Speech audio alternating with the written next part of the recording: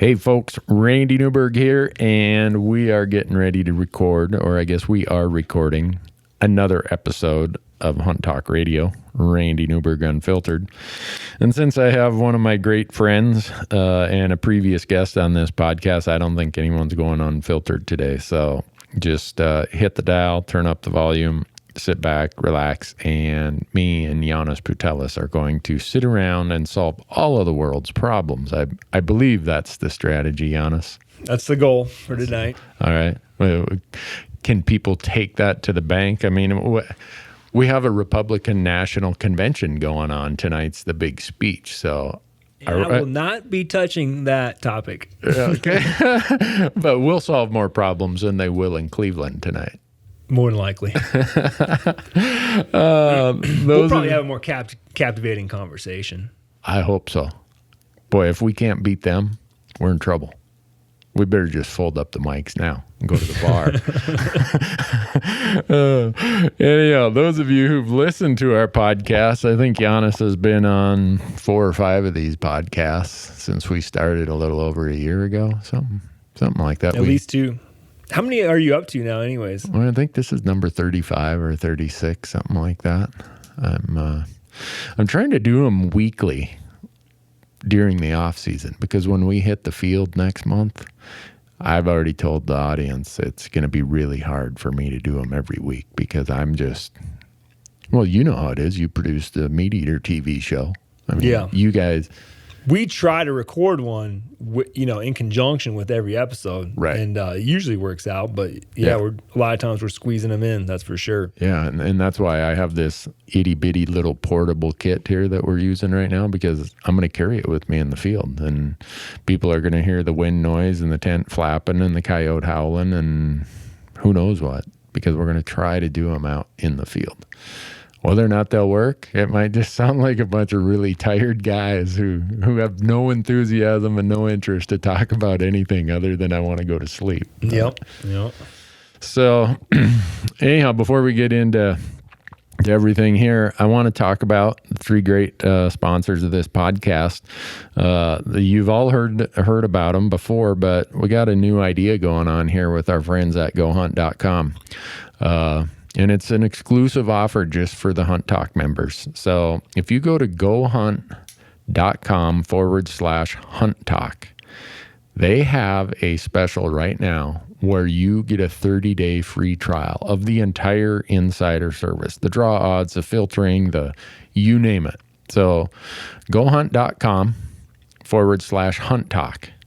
All you do is you just go there and you hit the free trial button, and it'll ask you your information, and you can cancel anytime in the first 30 days. But now's the time to go and check it out. And I think if you do it, you'll realize why I've become so attached to their service and all the information that's there. So the other group, OnX Maps, their new Hunt app.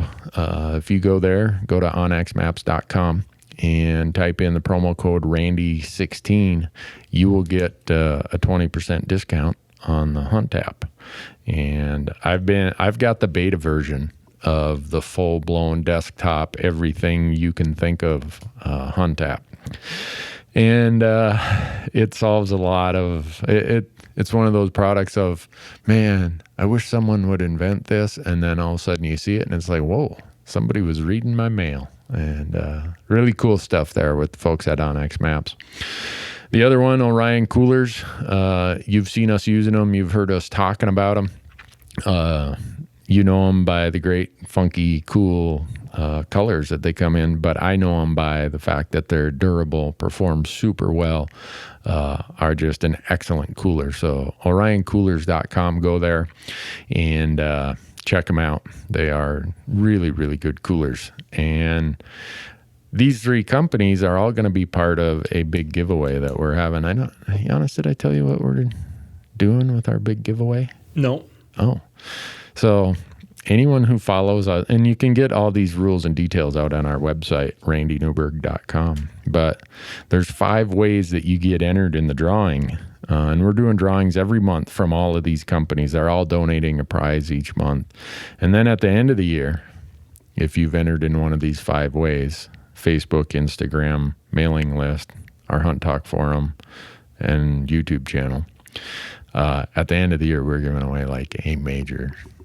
One person's getting drawn. They're getting a Howa Alpine Mountain Rifle, a Leupold VX scope, whole set of Sitka gear, the whole decked out Kenetrek boots, gaiters, everything, an Orion cooler. I could go on and on. A bunch of stuff from Gerber, from Onyx Maps, Best looking guy on the mountain for the next couple of years. The wins your drawing. Yeah, that's right. Santa Claus will come late, about a week late. We'll get that drawing done, I think, the first week of January. So anyhow, if you're listening, go to randynewberg.com. As quick as you go there, there will be a video with all the contest rules, and you'll be able to figure it out. So with that behind us, Janis, what have you guys in the Meat Eater crew been up to lately? Frog gigging, eating coyotes, road-killed skunks. I did do a little frog gigging when I was in Michigan. No, I was going to go frog gigging, but see, in Michigan, they got a weird deal going with frogs. You can gig them, but you can't gig them with an artificial light. So how do you gig them then if you can't use a light? You got to cruise around, I guess, at dusk or during daylight hours. But you can use nets with lights. You can hand grab them too. So I've got a pretty good little honey hole down there where we hang out, and I take the kids and with a few misses and a few of them that just get away. I think we ended up with a half dozen, and it's just so much fun because the kids are so into it. You know, half of them fall asleep in the bottom of the boat, and the other half, you know, we got all the big lights flashing all over, and we ended up with a half dozen. You know, cleaned them a couple days later, kept them on ice, you know, cleaned them a couple days later, and then had a big fry.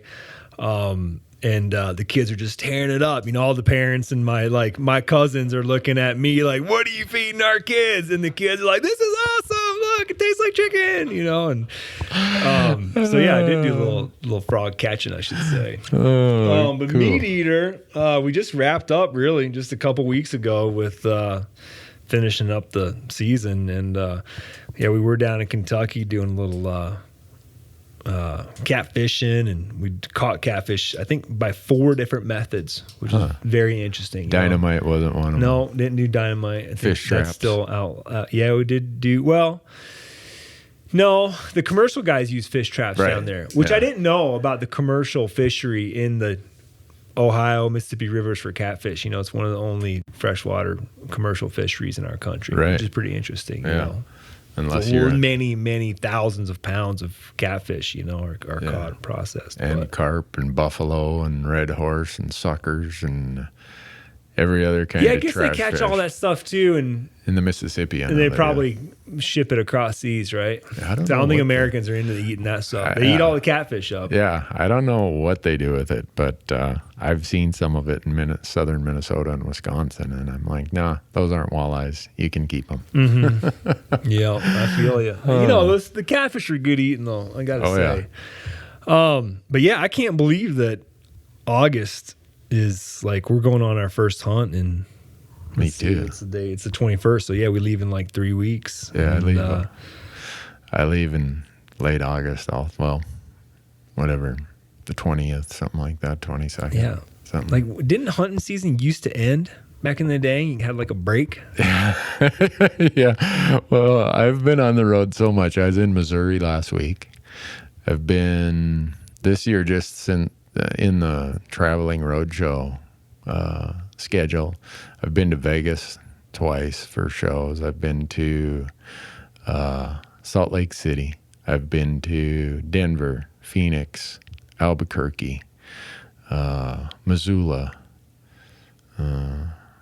Missouri. I've really not had any type of break this year. I've only walleye fished for 1 week. And my marriage is hanging in the balance because of it. Right. Your gal loves to catch walleyes. Yeah. Fortunately, when we went, it wasn't even fair. Oh, that's good. Lights out, huh? Yeah. We did what's called the Montana 10x10. You're never heard of it?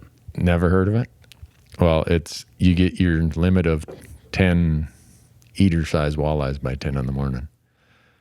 And so when we get a 10x10, we get the boat loaded, clean the fish, and then by then Dairy Queen's open. So we cruised by the Dairy Queen in Malta, Montana.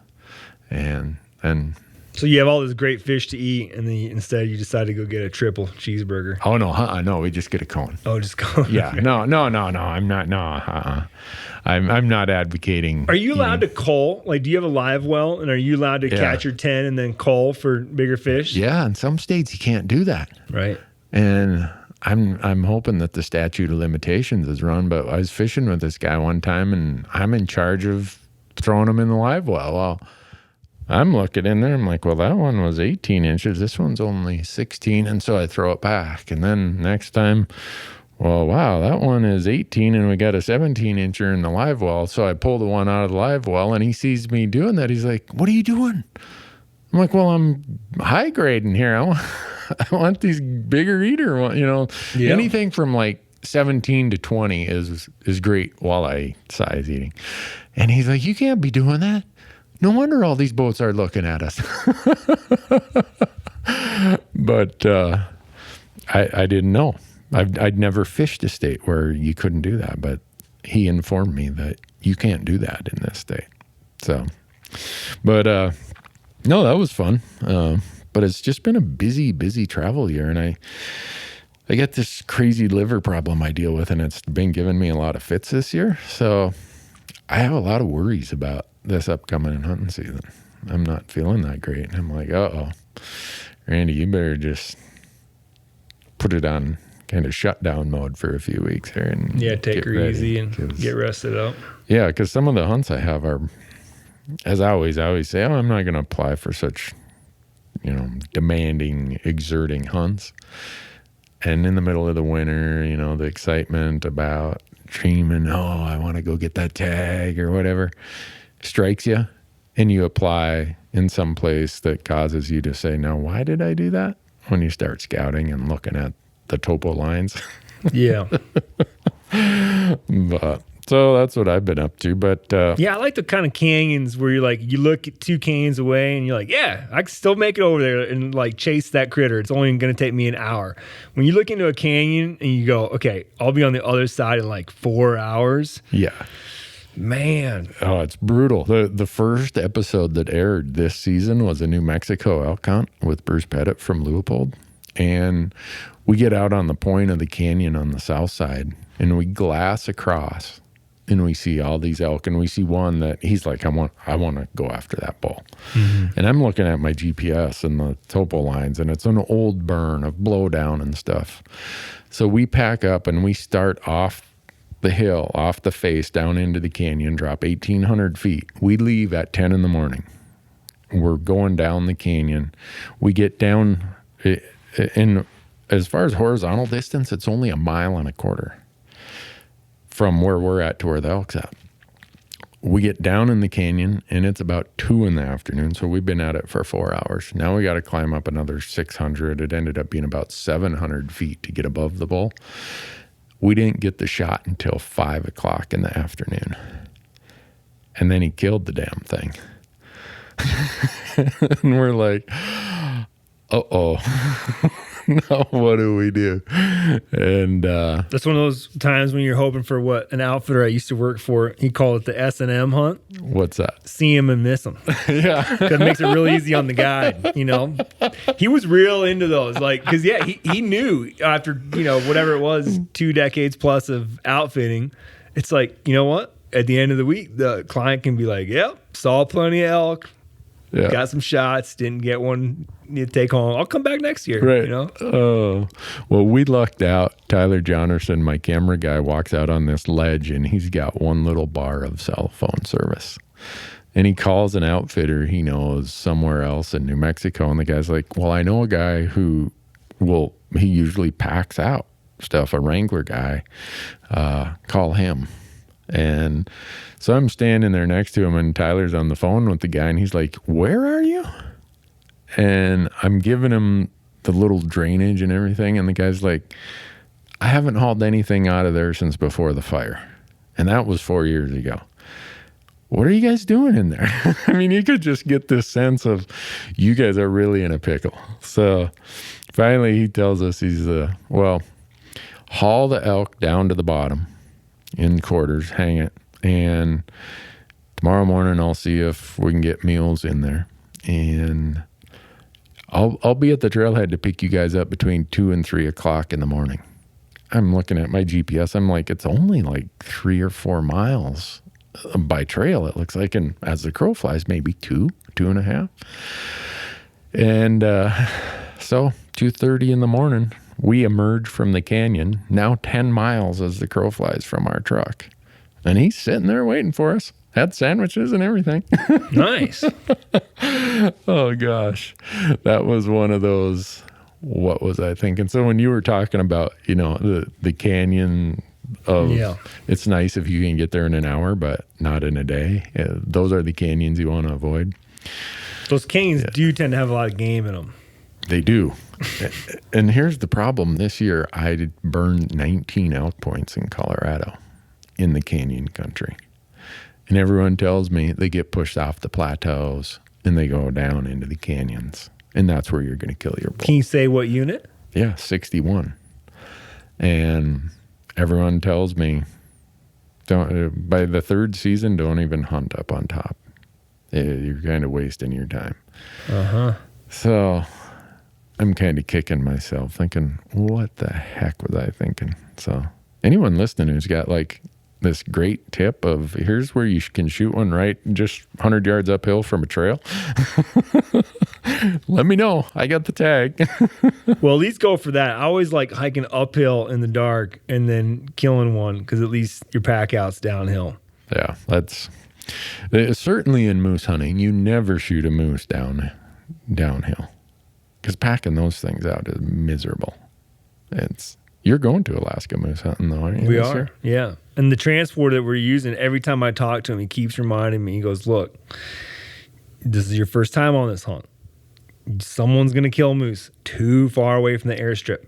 He's like, most of the guys that have been doing this shoot their moose on the airstrip. Did you hear me? They shoot their moose on the airstrip. And I'm really trying to take that to heart. Right. Oh, man. Well, discretion is, what do they say? Discretion is the better part of valor, something to that effect. Mm-hmm. Certainly, good judgment will serve you well in that case. Yeah.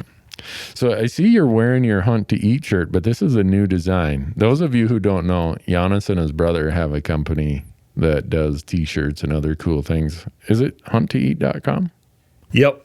HUNTTOEAT.com. Not the number 2. So. Not the number 2. We have a couple designs that have the number 2 in it. I know it can be confusing, but the website is HUNTTOEAT.com. Yeah, this one, it's actually not new, but this was a collaborative shirt that we did with Steven Ranella and Meat Eater. And it came out nice. I think a lot of people like it. Yeah. Yeah, I'm wondering, like, am I going to have to wash your car to get one? Or, I mean, no, I think I can float you one. You think so? Yep. I'll tell you where to kill an elk this fall in Montana. It sounds good. You already did that last year. Did you kill an elk last year? Yeah. Really? Right where you told me. Really? Maybe you didn't tell me to go kill an elk there. You told me to go maybe kill a mule deer there, which I did. And then while I was killing the mule deer, I saw elk. And so I ended up killing an elk there as well. Really? So later. You shot one of those elk I messed up on 2 years prior. Maybe. That were in there. I was so glad I shot a mule deer in there. And I'm like, I'm so glad I didn't get a shot at that elk today. Yeah. Now there's a place with a shitty little canyon for the pack out. Yeah. Yeah. It's uphill both ways. And I know it sounds like it can't be, but it is. Yeah. And did you have any snow? A little bit. There was one half of the canyon was dry. So we sledded a lot, and then we had to pack up the dry side of the canyon. And I made the mistake of calling my crew in to help pack. Yeah. And helping pack turned into I carried my oldest daughter into the kill site and then sledded out the elk with her on my back to the truck. Because when we shot that mule deer in there, it had snowed about 6 inches. And in that blowdown, burn, deadfall on the south side of the canyon that the sun never hits. Yeah. We were coming out of there in the dark. And how we made it without somebody getting injured, I'm still thanking my lucky stars for that. But yeah. Those blowdown areas, it's the stobs, that they'll trip you up, and then two, you're going to get it stuck in some large muscle group somewhere, and it's not going to be good. Well, that's good that you shot an elk and a deer in there. Yeah. Wow. Giant cow, man. Must be those Yellowstone Park, the feed in there or something, but I don't think I've ever killed elk with that big of a body size. And it might be because I'm used to killing Colorado elk, and now being a little bit more northern latitude, they just have a little bigger bodies. Yeah. Maybe. The biggest bodied elk I kill are in eastern Montana. I have no idea how those things get that big. It is crazy. I don't know if it's feed, if it's, like they say, what is the rule? There's some scientist that's named after of the further north you get, the larger the body sizes. The further south, the smaller the body sizes. I don't know if that's what's at play, or if these are just some of the most supercharged, high-fed elk in the world. But the plains of eastern Montana have the biggest bodied elk of any place I hunt by probably 100 pounds or more. Crazy. But so we could sit here and tell a lot more hunting stories, but I wonder if the audience is thinking, are these guys ever going to get to the meat of something worth talking about here, or are they just going to... This is certainly worthwhile. Yeah? Yeah, I think so. I'm hoping so. I mean, it's a political year.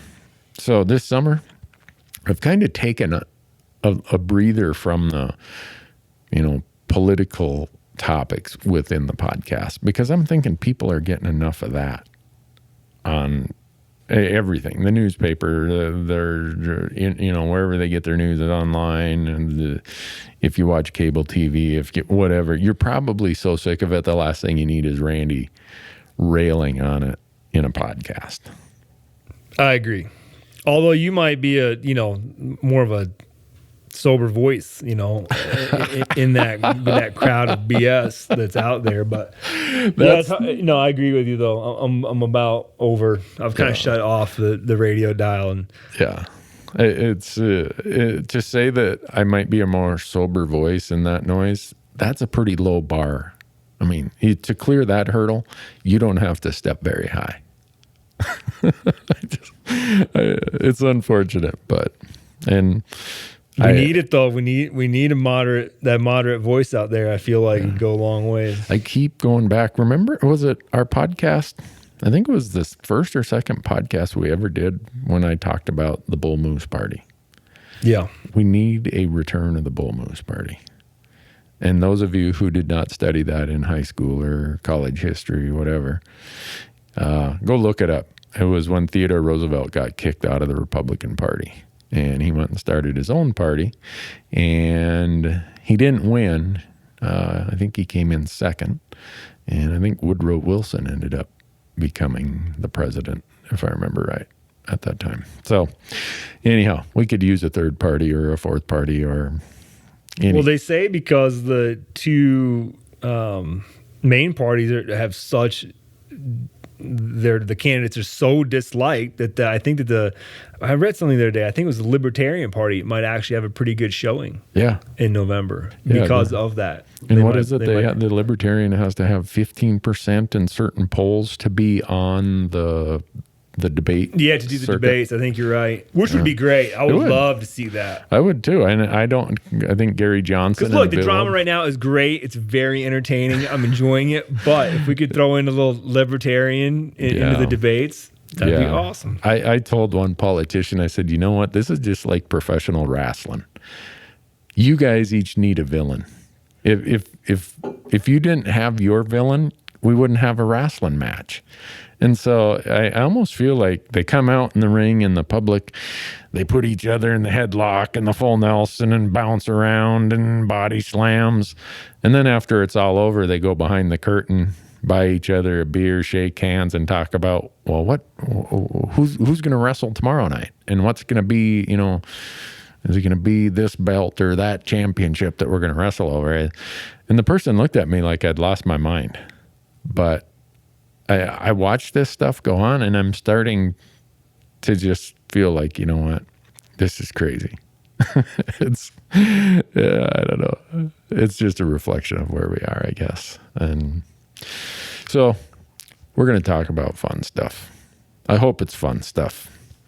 But I was telling Janis about my I've always used a term called the lethality index. And I can't say that it's a science. I'm sure it's not a science because I just made it up a long time ago. And it was my own idea of, all right, how lethal am I going to be? In other words, what percent likelihood do I think there is that I'm going to kill this animal with this shot? And I don't care if it's a bow, a muzzle loader, a rifle. And it's not an exact science. It's kind of what your gut tells you. And so I've always used this These days, though, it can be a little more exact because we do have rangefinders. Right. You know, that even 10, 15 years ago, you know, only a small percentage of the population had them. Oh, yeah. I mean, I look at some of my friends who are really into the long-range shooting stuff and the technology and the gear that they have when they're out at the range.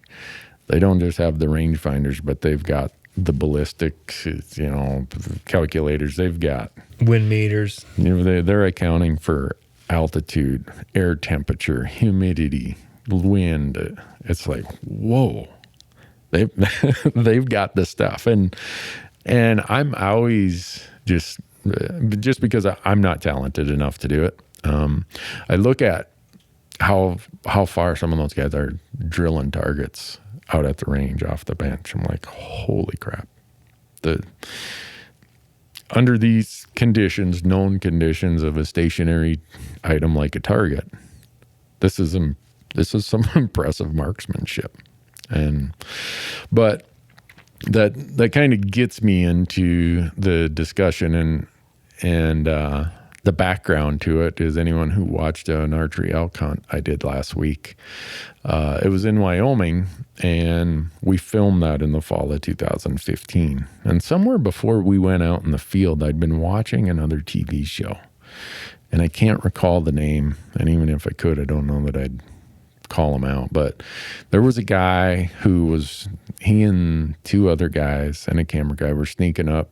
They'd heard about an elk or saw an elk or something. Anyhow, they go out there, and the guy he ranges it, and it's a little over 600 yards. And he says, you know, I want to try beat my personal best of 700 some yards. So they actually backed up to take a longer shot.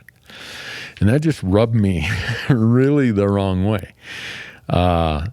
And so I mentioned that in the episode.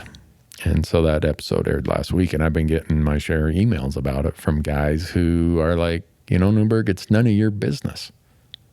I'll shoot how I damn well want to shoot, as far as I want to shoot. And I get that. I'm not here to say that everybody has the same lethality index, if you want to use that term, or that all conditions are the same or all equipment's the same. That wasn't my point of bringing that up in that episode. And it started with me talking about how I love archery because it forces me to get close. And when I get close, it forces me and my camera guy to just be that much more on our game. And so that's what started it and evolved to this conversation of my frustration.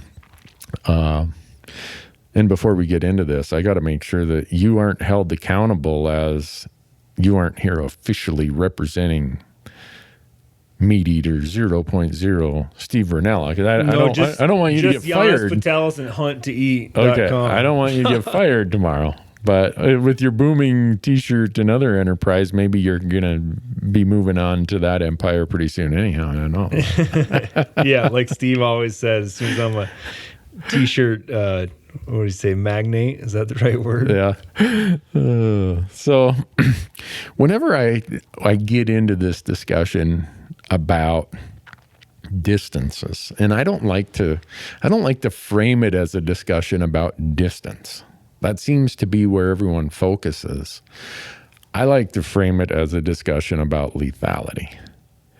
Are the conditions, in my case, is my personal talent, my experience, my practice, add that into the fact that this is no longer a target, but a moving animal that might know we're there, might be tensed up, might be a different temperature than I usually shoot out at the range. It might be a uphill, downhill slope. There's so many things that go into it that I don't like to make it about distance.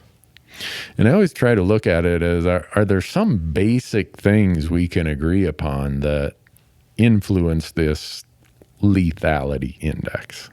And I don't know if I'm saying that right, but do you archery hunt, Janis? Yes. Not as much as I'd like to. Okay. But yeah. I dusted off the target last night. Okay.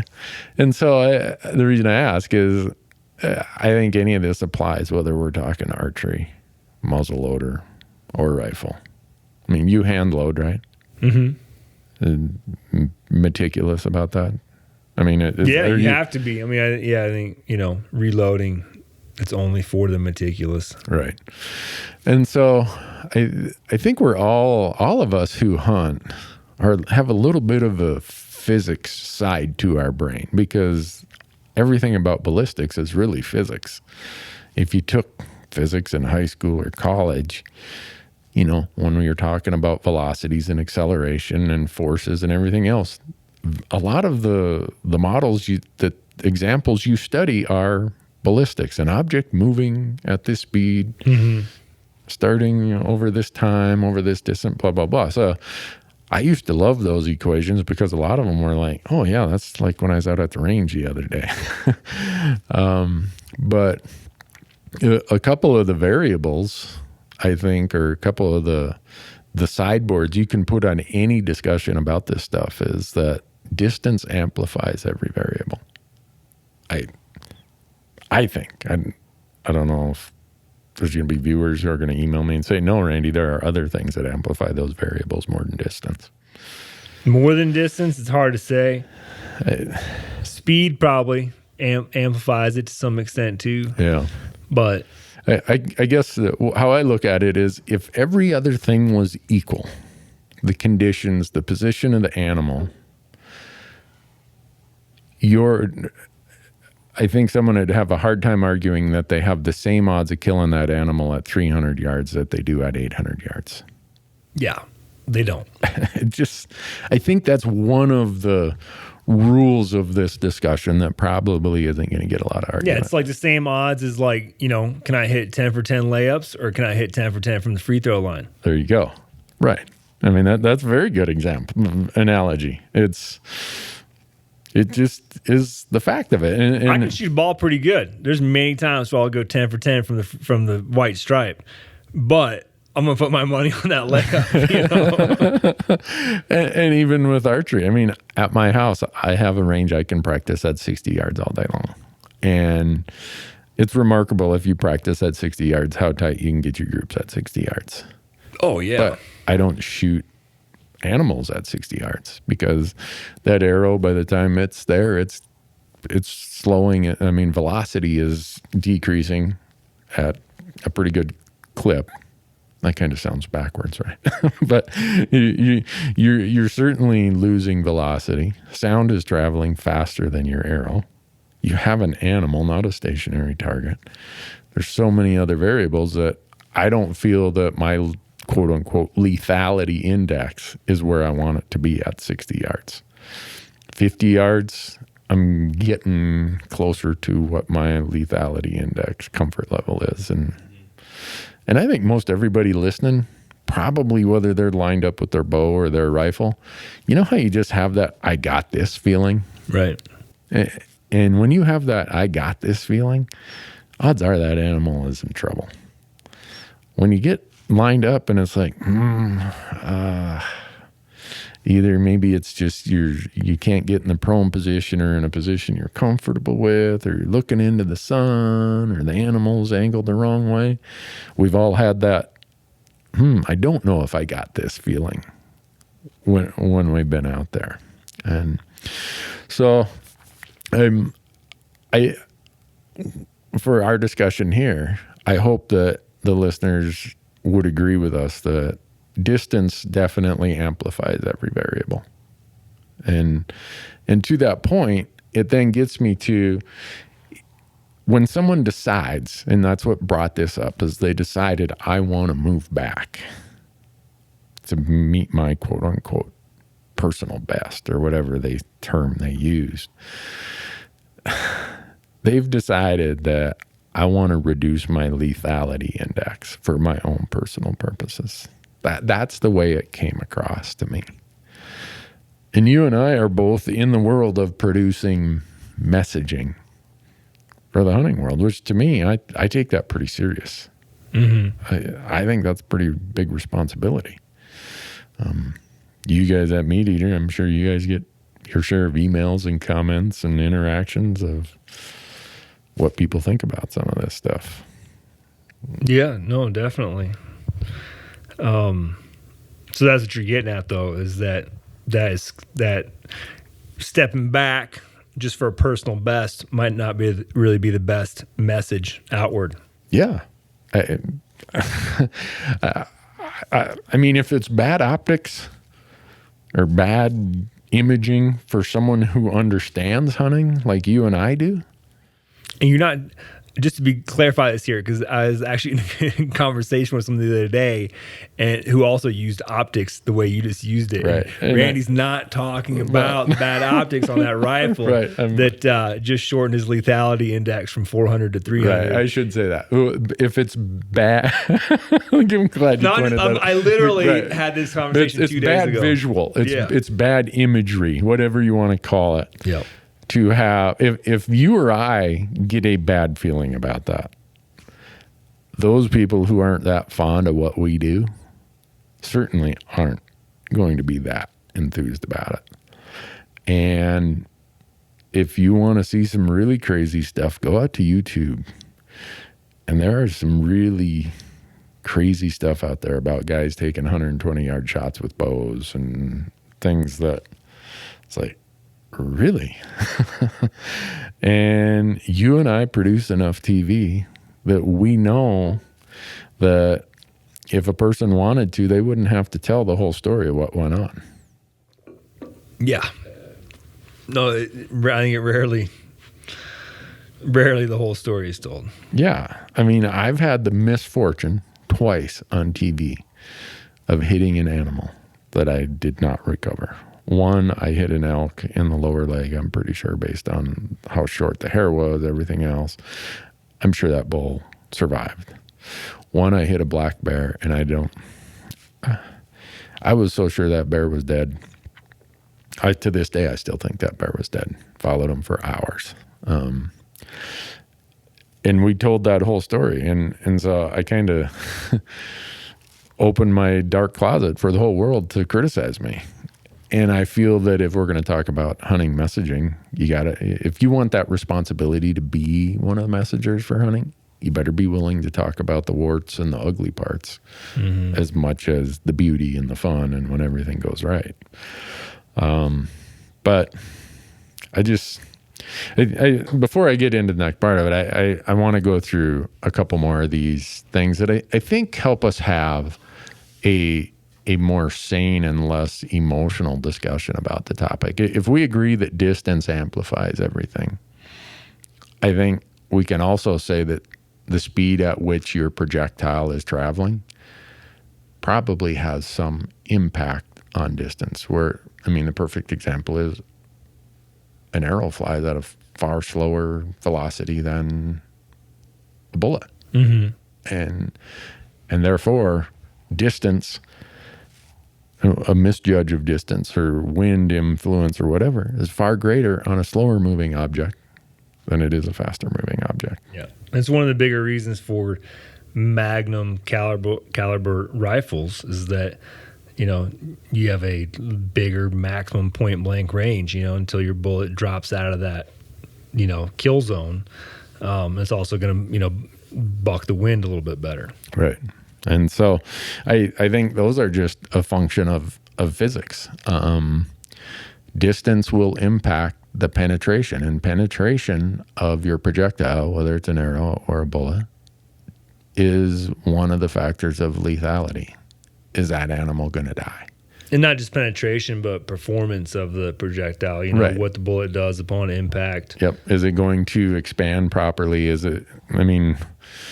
There's so many things that are different under field conditions with an animal than bench conditions on a paper target.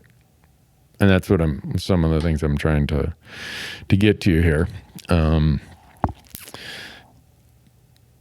Animals are not stationary targets. They move. At these long distances, you think about how long it takes for a bullet or an arrow to get there. It can take, it could take, 100, okay, let's do a 120 yard shot with a bow. If an arrow is moving, when you chrono it, it's 300 feet per second. Mm-hmm. Okay. 120 yards, that's 360 feet. And assuming it kept that velocity, which it doesn't, that takes 1.2 seconds for that arrow to get there. The sound's going to get there in a third of a second. Yeah. That's a whole lot different than your paper target on a hay bale in your backyard at 120 yards. Yeah, a lot can happen in that second and a half. And so I think everybody would agree that there's a difference in a paper target as far as its movement or its body position or change of whatever, or, in archery, they always say jumping the string. There's a paper target is not going to, from when you pull the trigger to when or release the arrow to when that projectile gets there. On a paper target, not much is going to change in the position of that target. I think that's something we can pretty much all agree on if we have a discussion about this. I think the other part we would all agree is that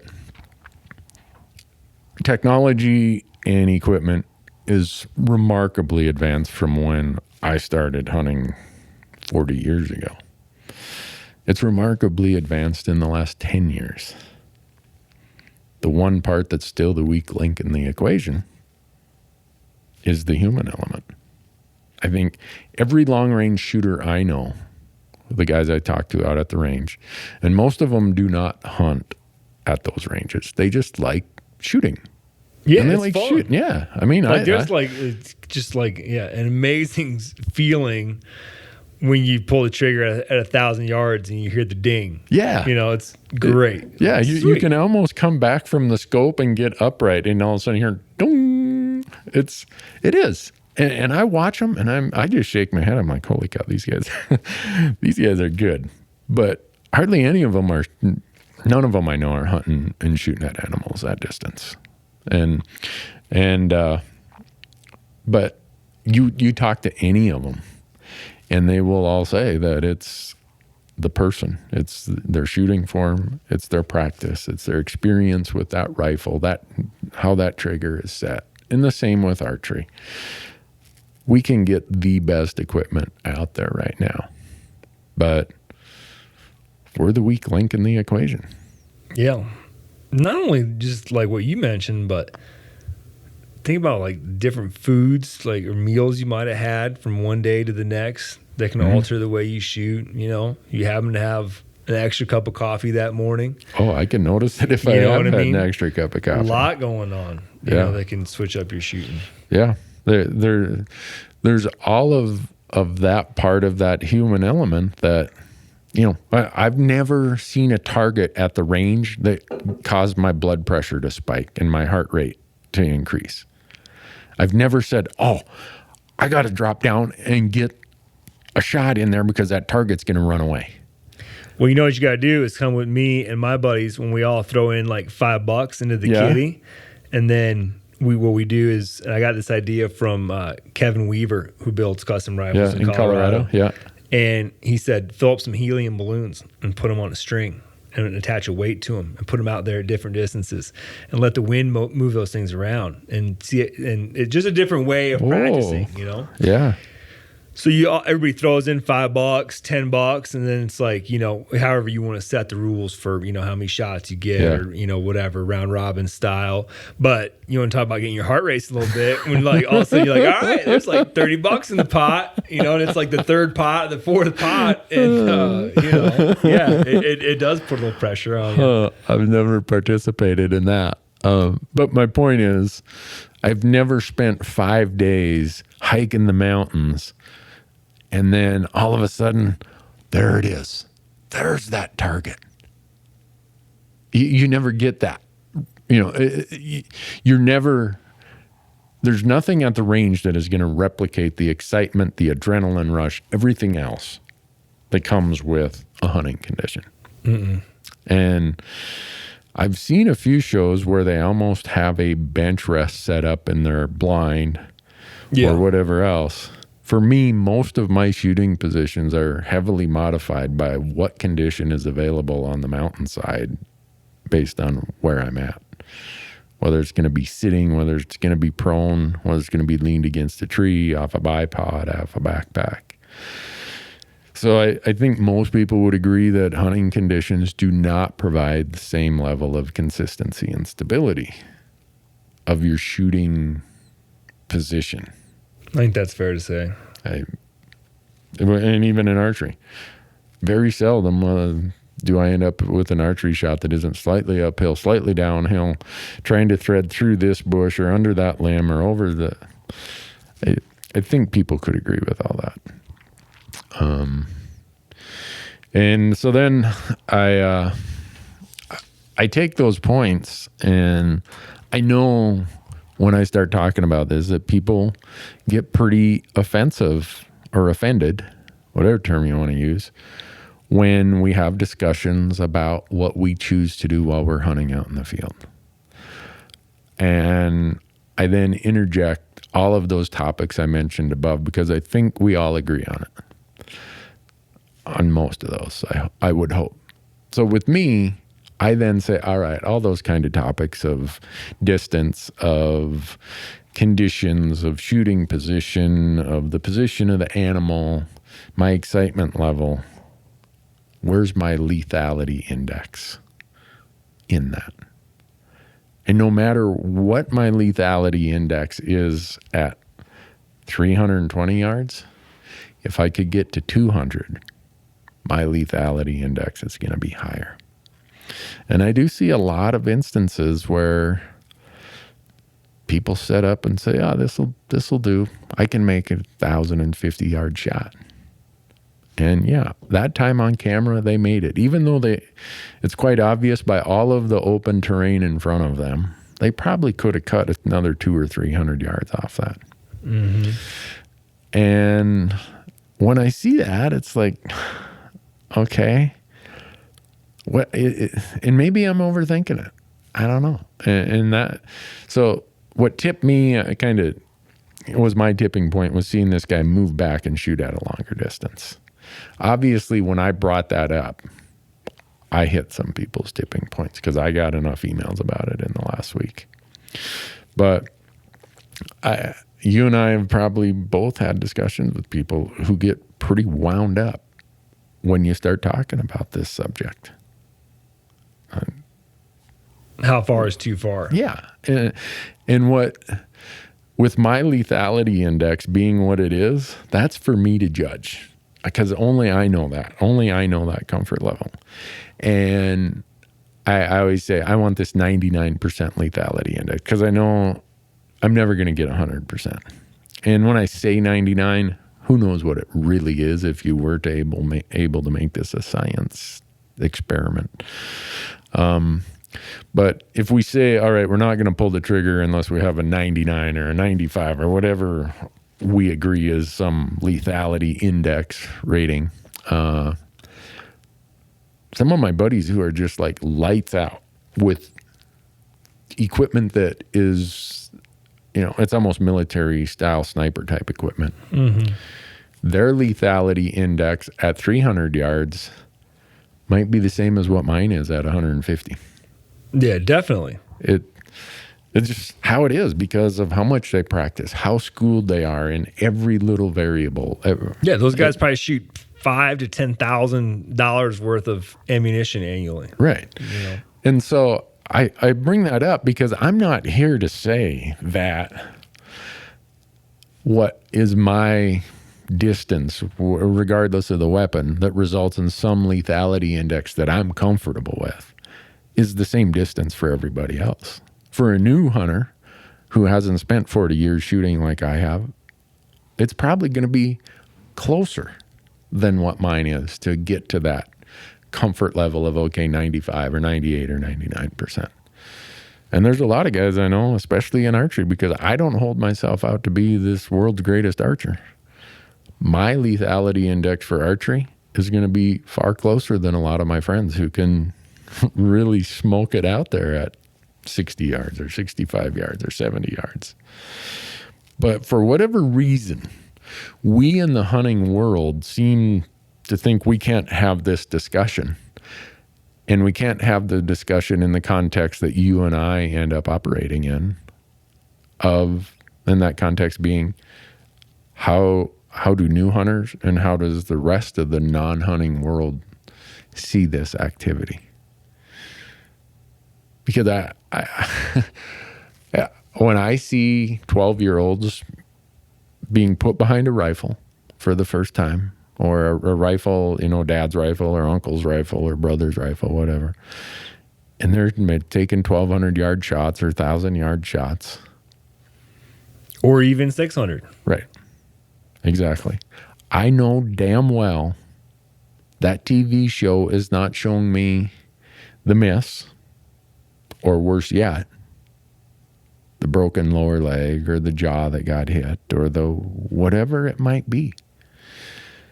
And I know right now some of them are like, Newberg, you self-righteous blankety blank.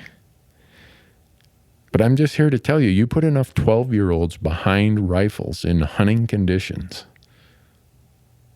at those kind of distances, and you're going to have some messes. Well, and they don't have to be 12-year-olds. They can, I recently got a story. Two people went to the same place to kill cow elk. It was like a late season, a couple weeks apart. They got to use a rifle that wasn't theirs, but it was a fancy long-range rig. And one guy went there, and he comes back. You won't believe it. I shot this gun like 20 or 30 rounds at the range. All of a sudden, I was feeling very confident. It ranges out to 700-800 yards. We went out that evening or the morning, whatever it was. I killed my cow elk at 600 with one shot. Unbelievable. I'm in love with this thing. Yep. Other guy goes out. Same people, same rifle, same everything. Probably actually has more shooting experience. Was the second hunter, more actual shooting experience. Again, not his rifle, the rifle that was given to him. He practiced with it a little bit at the range, ding and steel at all kinds of ranges. Goes out there and has a completely different experience. Really? Couple like a gut shot. One gets away, can't recover it. Then they kill another one, but it's not that pretty either.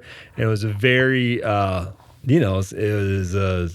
was kind of a shocking experience for this person. He was new to hunting and really kind of like got in there and was given some, other people were saying, yeah, do this, do that, and guiding him.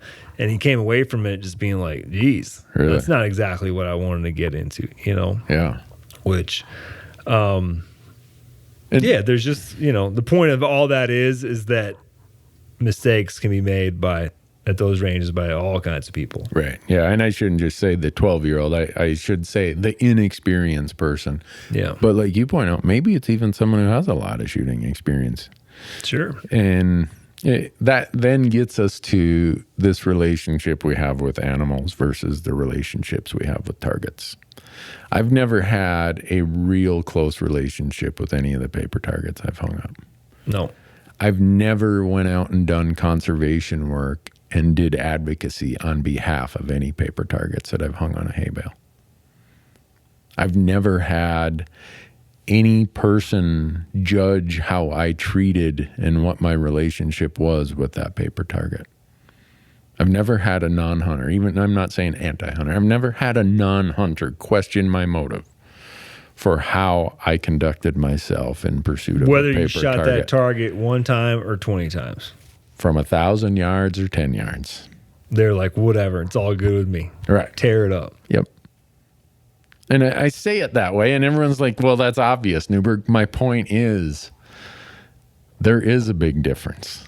There is, but it's a very personal thing, and I think it's a very deep hole we're going to get into right now, but it has to be discussed with like how, what's your personal relationship to that animal and what counts as respecting or not respecting the animal. Right. And I can't judge it. No. I can't judge your level of respect to the animal. No, that's it. There is no judgment threshold. There is no... we're human, so we want some level of defined certainty. It's easier to be comfortable in our decision if they say, oh, the speed limit is 75. Okay, maybe I want 78.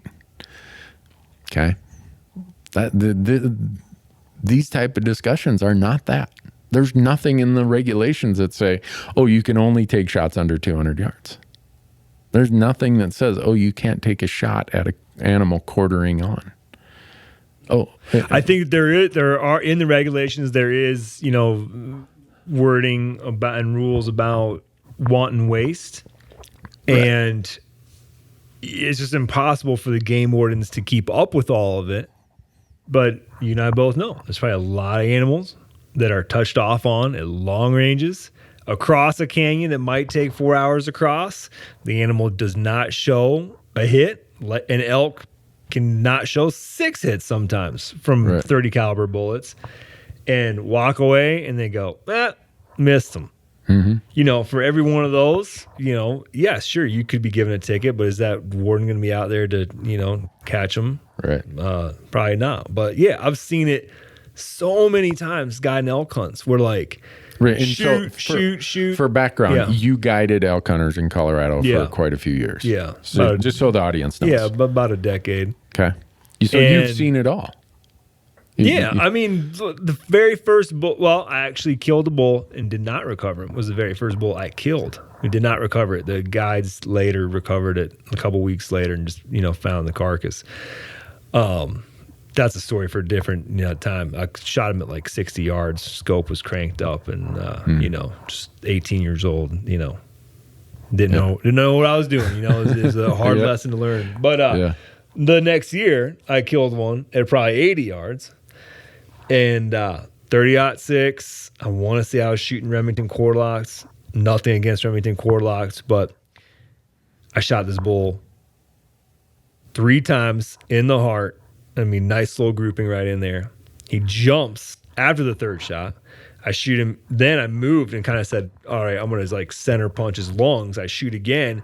Then he runs off and I go chasing after him. And I caught up to him in the timber like 10 seconds later. And I just basically touched another one off at the fur because I was thinking I'm not having a repeat of last year. This thing is going to die, now. Right. But the point of that is that, at close range, 30-06, this bull was just soaking him up in his heart and just standing there, literally just standing there. You just can't tell, And, I mean, another story comes to mind where, like, we weren't even hunting anymore, but guys were hanging out by a truck. A bull just pops out of, like, God just dropped him out of the sky. And we're like, oh, my God, shoot that thing, And this bull takes off across the hillside, all kinds of shooting going on, all well within range. But the bull goes over the top of the hill. And I'm sitting there saying, me and another guy are sitting there and going, I can't believe it. That bull just ran the gauntlet and escaped 20 rounds. Yeah. And is gone. We're never going to see him again. Sure enough, we go over there, look, no blood, but we go over the hill. There he is laying dead. Someone had put one right through his lungs, Yeah. But again, point of the story is we didn't know. You know, we could have just said, oh, whatever, got in the trucks and driven away, and he would have sat there and rotted. Yeah. So, back to the point of it's not written in the regulations that you can't shoot long range, you can't shoot across canyons, but I think it just opens it up to stuff like that having happened. And again, it's a personal thing, man. I'm not gonna be mad at anybody if they say, you know what, I just don't respect animals, or maybe they do respect them, but they just like, to them, it's not disrespecting them by taking, long shots. Right. And they don't consider it unethical, and that's fine. I'm not going to argue with anybody of where their quote unquote lethality index is. They know that. I will argue if someone says, I figured I had a 50-50 chance. I just personally, because of my relationship with the animals and my concern about hunting and the image of hunting, if someone is telling me they thought they had a 50-50 chance, that means that you're willing to take the risk of you would be comfortable if you crippled every other animal, whether it's bow or rifle. But I don't know where you would quantify if someone has, or how they would quantify, well, I thought I had a 50-50 chance. Point of all that is, and it's been a discussion here for 20 minutes now, is I'm just wanting people to think about when they pull the trigger or release the arrow, because I get it. I've been there. I have put it out there for the whole world to see twice where I made a bad decision, and I felt terrible about it, even though I thought that there was a greater than 95% chance that animal was not going to make it, that I was going to be hanging my tag on that animal. Right. Conditions, excitement, camera guys giving direction, whatever it might be, I ended up hitting an animal and not recovering it. Point I always now emphasize to myself is do everything you can to get as close as you possibly can. Even if it's 250 yards and I could get to 150, I'm getting to 150. And yeah, I know there's some chance that some other hunter might, because I hunt all public land, some other hunter might bump that animal, or the animal might just, they've got that sixth sense. They just might move off, or the opportunity might not happen. But that's how I operate. And I know some people are going to say, well, quit telling me how to operate, Newberg. And maybe I am telling people how to operate. And if I am, it's out of my concern about the image of hunting and the future of hunting, because it's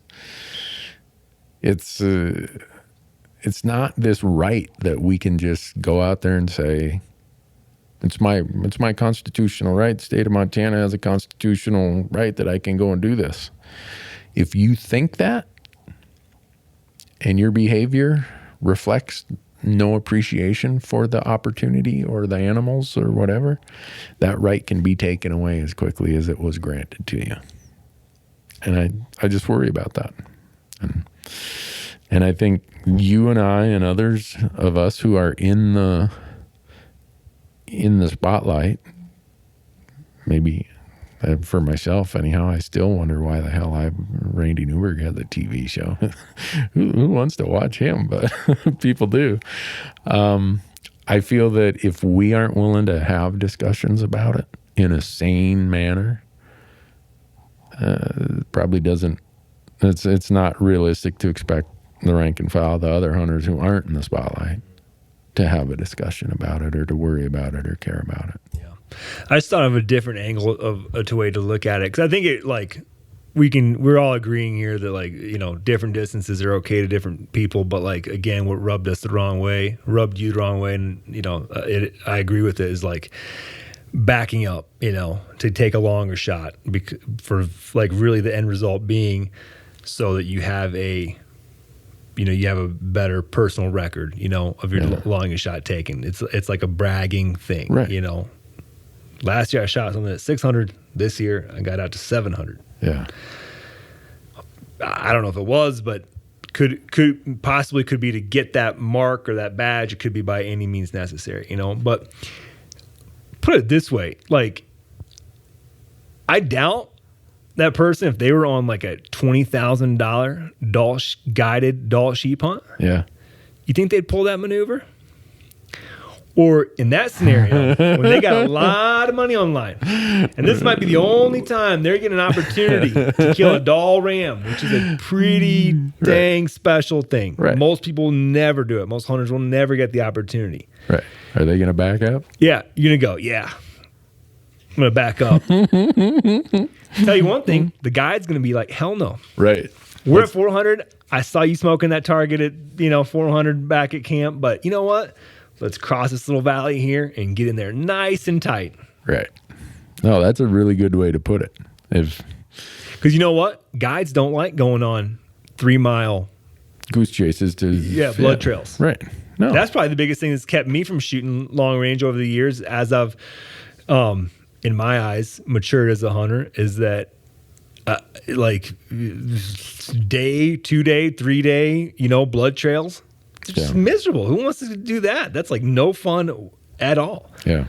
I mean, it's something we all are going to have to do, and you should do it diligently. You will get better at it. It's all part of hunting, but like, I'd rather be out there hunting and not on my hands and knees looking at pins, and all the personal agony that comes with that. Yeah. Well, I hope that, I haven't created any headaches for you in this discussion, but I love discussing, I just want to have hunters. And I guess if there are any impressionable listeners out there, I'm not anyone who's going to impress anyone. So maybe that's an oxymoron to say there's impressionable people listening to anything I say. But, I was at a point in my hunting life where I was influenced by pressures from other people. Now I really don't give a damn. I hunt for why I hunt, how I hunt. And you and I were sitting on a hillside last year, and I think you asked me this. Am I at that point where I could just sit here and not shoot something? Right. We were talking about what phase we were in our, they talk about, 5 phases of hunting or whatever. Something like that, yeah. Where you're ready basically just to be a watcher of wildlife. Right, an observer, yeah. And I'm there. Don't get me wrong. I'm going to eat. I'm eating wild game all year. And when I see something, the blood pressure spikes and I get all excited about it. But there was a time when I was in one of those other phases that they talk about in hunting where it was pretty important to me to fill a tag. I took a lot of pride in, hey, I figured it out. I solved the riddle. And at that point, still do, man. A couple of years back, I had my first year where I did not kill an elk after 12 or 15 of killing an elk, and I wasn't walking around broadcasting that, But I guess I want people to feel comfortable in their decision of whatever that decision is. Of, I just wasn't comfortable with the shot. Or if you got your 2 hunting companions there with you, you don't, and one of them's like, oh, you can make that shot, or, come on, I've made that shot before. If you don't feel like it, don't take it. And I don't care if it's a rifle, a bow, a muzzleloader, whatever. I guess don't let your friends influence it. You will make those mistakes on your own. Right. I'm living proof to that. I always, so I'm trying to think. The first animal I didn't recover was in 2011. So I'd been hunting 30. Really? Yeah. Ever. Big game and small game? No, big game, I should say, because there's been birds I haven't recovered. I mean, I've hit a duck before and not recovered it, or a dove or whatever. Yeah. But it was an Alaska black bear. It was the first big game animal I'd ever hit that I didn't recover. And that's impressive. Well, 20 plus years of hunting them. Yeah. So how old was I in 2011? I was 47. And I started hunting when I was 12. So 35 years. And I always had this thought of, well, that's just because I'm diligent. I'm just, you kind of build some false confidence. A little bit of luck involved there for sure. Yeah, that's what the point I was just going to get to is, you know what, Randy, you were just damn lucky. And that really taught me that just because I'd went that long without hitting an animal that I failed to recover, it wasn't because I was a great shot. It wasn't because of everything else. It was in large part because of what you said. I was lucky that maybe when I made one of those marginal hits and hit it in the liver, and that animal took off and didn't leave blood for 200 yards, I lucked out and I crossed the first drop of blood. Or I lucked out and they ran across an opening 400 yards away and I got another glimpse of where they were headed. Those kind of luck things had kept me from having to experience that. And so then when it happened, I was in the prone position. I drive fired a couple times waiting for that bear to stand up. I had shot that. I mean, it's as close of a shot as I've ever done on TV where I thought the lethality index was 100%. Even though the bear was like 240, something like that. I hit him exactly where I held. I've looked at the footage 1,000 times. I absolutely drilled that bear where I was aiming. Unfortunately, where I was aiming with his fur and everything else, I was aiming a little bit high. There's a spot. If you hit a bear high in the shoulder, their heart and lungs is far lower in their chest cavity than it is on an elk or an antelope. I was ignorant and did not realize that. And so I aimed for a spot that wasn't a lethal spot. So I just say that to give some perspective of, even if it hasn't happened to you, like it hadn't happened to me for 30 some years, it can happen. And maybe it hasn't happened just because you're damn lucky. And I hope you continue to be damn lucky because it's gut wrenching. Mm-hmm. That's the closest I ever came to quitting hunting. It took me, that happened in May. It took me all summer. We always talk about, we've been introducing a lot of people to hunting, and even after a couple kills, they don't know if they want to identify as a hunter yet, if they feel like they've earned it. Yeah. And you maybe have just said it, like you almost have to lose one to maybe identify as a hunter because it just happens. And you have to kind of go through that and feel whatever. I mean, it's going to be different for everybody, but whatever it's going to feel like to you. And it's shitty, but it definitely ups your game for next time, Oh, it does. There's not a time now when I'm behind that rifle where in those crosshairs where there's not that flash through my mind that says, is this the shot you want? Is this where you're at? Is this what you're looking for? And it goes back to that bear. And someday I'm going to be at the pearly gates and that bear's going to be there. And I hope He's going to kill you again in heaven. Yeah. You'll have just died. You take it from the bear when you get up there. I just hope that I've shown enough concern and regard for that whole situation that he doesn't keep me from getting in the pearly gates. But some people are going to say, Newberg, you've lost your mind. But so we've kind of covered that point from a lot of angles. You got anything? Any closing thoughts on that part of it? Have I? I don't know. I mean, I think for me personally, because I've definitely thought about it a lot. I should just say dabbled in long range shooting and hunting, and I think what I realized is that just like I enjoy. Just like for the same reason I enjoy bow hunting, it gets you closer. A lot of times with rifle hunting, it's like, all right, I got to 200, I'm taking that shot, the hunt's over. Well, with a bow, it's like you got to 200, the hunt just started, you know? And again, as I get older and mature, it's like, I don't want to kill on the first day. I want to kill on the 7th day because I want all those days in the field. I want all those experiences that come with it. And so by not shooting at 500, and getting to 200, it just like extended your hunt, which is what I want. Like I like all of that I'm experiencing in those moments during the stalk and all that good stuff. It's more fun and my hunt's longer. No, I want more hunting. I'm there with you. My wife says that I just milk it. Like this year in Alaska in May, I passed on this super big bear the first morning. 20 minutes into the hunt. And I'd promised my wife before I left, I said, look, honey, it's been such a rough TV season. I can't afford to pass on anything. I'm just, I want us to go there, get something, get a story, and just finally have some comfort that, all right, this one was easy.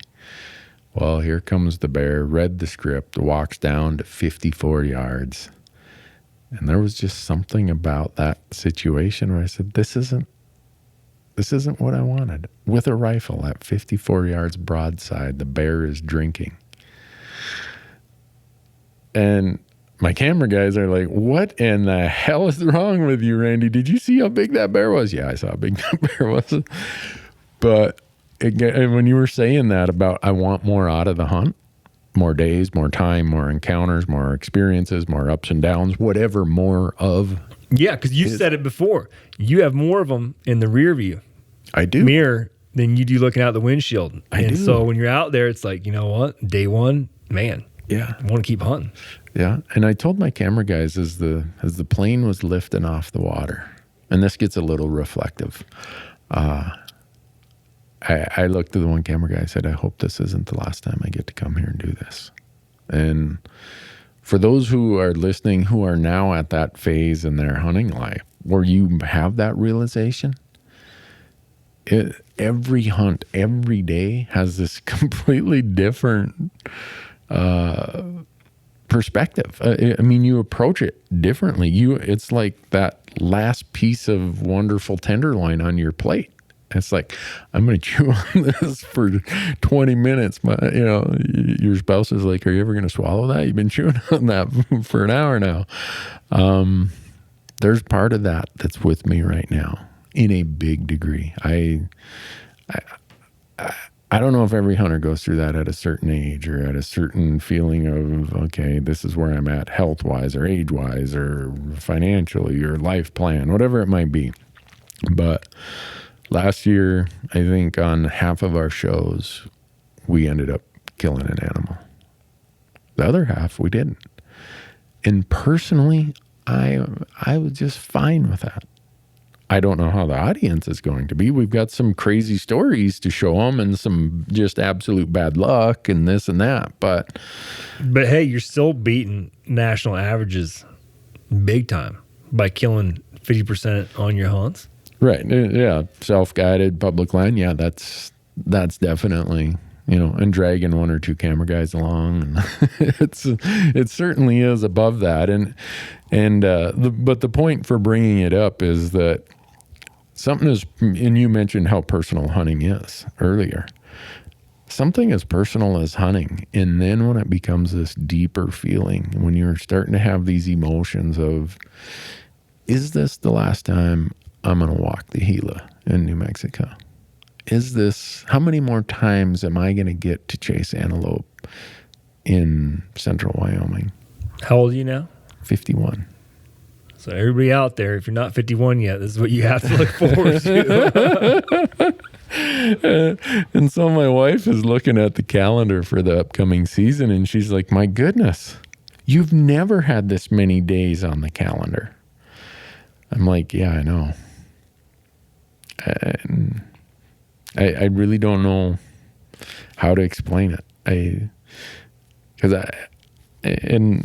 I'm sure we all have a different psyche about it. My life is so, other than my family and my friends, my life is so centric about the experience of hunting that the thought that someday it's going to have its terminal point is, I don't want to say frightening, but it won't though, really. I mean, think about it. The day that hunting hits its terminal point is probably going to be your terminal point too. You'll figure out a way. You'll have shotgun in hand. It might be like dove hunts, squirrels. Yeah. Well, and this part gets to anyone listening who has or ever had been through a serious medical event. Most people have come to learn that I've got this really screwed up liver condition that sometimes it's good, sometimes it's bad. And so far, it's July. This has been the worst year for my liver that I've had, since I've been diagnosed for probably 10. When was that diagnosis? 2005, 11 years. And so I'll admit there's days when I'm really sick and I'm like, God, I got to hunt every one of those days this year, because if it doesn't bounce back, like it always bounces, I always kind of rebound. But when you get in a funk for 2 or 3 weeks, and that's just a little funk. I can't imagine if you had a really terrible, cancer, some other condition where every day you're wondering, is today my last day? I'm not equating my condition to that, but there are those days where it's been 2 weeks now and I'm still not doing well, where I look at that calendar and I'm like, I'm hunting daylight till dark. Every one of those days. And so it causes you to, and I never thought I would get to this point in my hunting life where I would be this reflective or this worried about the future of not just my hunting, but the future of hunting itself. It's, you start saying, well, I've only got X number of years to try save the world, if you want to call it that. Damn, I better get started. I better get with the program here. So, I've went on to that wasn't part of the script that I sent you, what we were going to talk about today. I didn't mean to get into something like that. But when you start talking about hunts in the rearview mirror versus those in the front windshield, none of us know how many are in the front windshield. No, you can't never take it for granted. And it's July. You need to go fishing and shoot your bow. Right. And that's where, if you go to our Hunt Talk website, you'll always hear me talking about my signature line is hunt when you can, because you're going to run out of health before you run out of money. And we've all seen too many people who ran out of health. And I'm sure someday I'll run out of health. I just hope I don't run out of tags before I run out of health. Or run out of ammunition before I run out of health. Yeah. Probably not living here in this state for a while. Get plenty of tags here. Probably not. We're very, very blessed here. But so if I can hold you for a couple more minutes, Janis, I went out to the Hunt Talk website. And we have a part of the forum there at hunttalk.com that is just about the podcast. And every week people are leaving me questions of, hey, talk about this, talk about that. Mm-hmm. So you guided elk hunters for 10 years. You've done a lot of your own elk hunting. And we just did a video about the gutless method on our YouTube channel, Randy Newberg Hunter. Did you watch my video on gutless? No. Before you did yours? No, I did I did mine like 5 years ago on a deer. Oh. And then, that's about how old mine is, I think. Okay. And now everybody is like, do it on an elk, do it on an elk. So every elk we shot, it was like dark. And you know how hard it is to try to film anything of quality production in the dark with headlamps. So it really doesn't happen, actually. No, it's, yeah. So last year I shot this elk in Montana and it fell over like 11 in the morning. So we had great light, we had great conditions. So we did it. But it has generated a lot of questions, and I'm interested in your opinion. Bone in, bone out? Depends on distance from truck, for sure. Yeah, if at all that's possible. Always my first answer to is, yeah. Now that I've upped my game with my culinary skills, I know that meat tends to age better on the bone. Yep. You don't get what's called like shortening of the muscles when it goes through the rigor mortis, because it's attached and stretched out to the bone. Once rigor mortis leaves the muscles, they are then basically stretched out to their original lengths. Where same thing happens if you freeze it sometimes and it's still like, the meat's young and it's in rigor mortis, it can be frozen in that sort of like kind of clenched state, So anyways, and I also like to make things like ossobuco, which is, nice to have the bone. You can do it without the bone, but it's nice to have the bone in there. I make stock out of my elk bones and deer bones. So I like to have it for that. And like it packs kind of nice. It does. Like meat on the bone packs. It's not just like that lump of weight sitting right on your ass cheeks. You know, at least let weight's distributed along your back. Yeah. You know? Well, and the other thing that I don't think a lot of people realize is if you're going to hang meat overnight to cool, you got a really good chance of spoilage if you bone that out and you just have this big blob, solid mass of meat, because you don't have enough air surface for that heat to escape. Right. That meat in the bottom of the bag or that meat in the center of the bag has a really good chance of spoiling. If you don't bone it, one, the bone going through there is a transmission vector to get rid of some heat. Right. It's a much bigger piece that's spread out, so it has way more surface area that's exposed to wind and cooler temperatures. It's going to cool way, way better.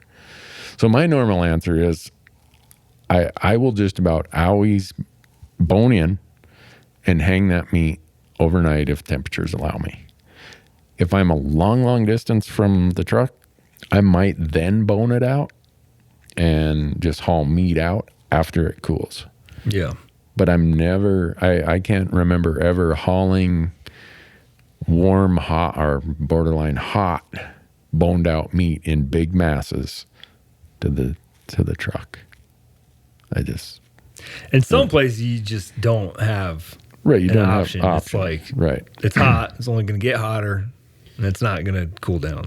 I think you answered this next question that came related to this YouTube gutless video. Tongue, organs, other. What all do you haul out if you're backpack hunting? Again, I think it's, all relative to how far you are from the truck, but I've come to really enjoy tongue. Really? Yeah. I'm going to have to come over when you're cooking tongue sometime. I've never eaten it. When I shot a bison a few years ago, my camera guy kept the tongue. Yeah. I've never eaten it. Steve recently, Mr. Ranella, talked about tongues, and we had a long discussion about it. And, back in the day of the buffalo hunters, those animals were sometimes killed just for their tongues, right? Because they were easy to get and they were very popular and they brought, money. People on the East Coast were eating them up like crazy. So it was like this food that everybody loved. They still had cows, they still had chickens, they still had fish and ducks, but they were like, sweet tongues. Yeah, we love it. Other cultures eat it all the time. It's all in preparation. I think it just stems from people going, ew. And then someone else hears that and they didn't ever even try it, but they go, well, he said ew, so I'm going to say ew too. I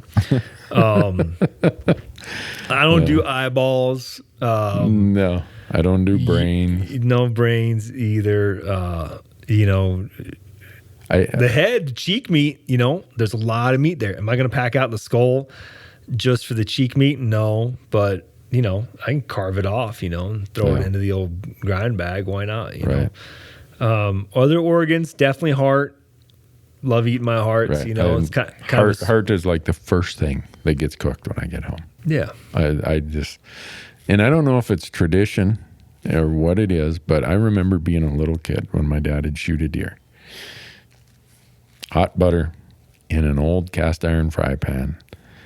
He'd be slicing that thing up and cooking it, and I'd be like not even up to his waist in height.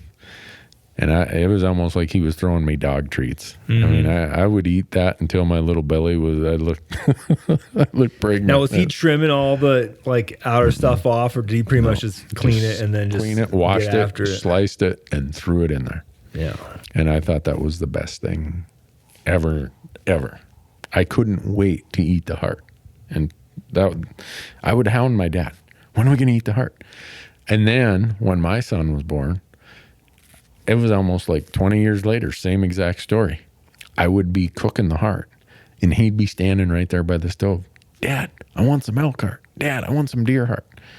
When we would shoot an animal, before we would even get pictures taken or tags punched, he'd be like, Dad, are we getting the heart? Are we getting the heart?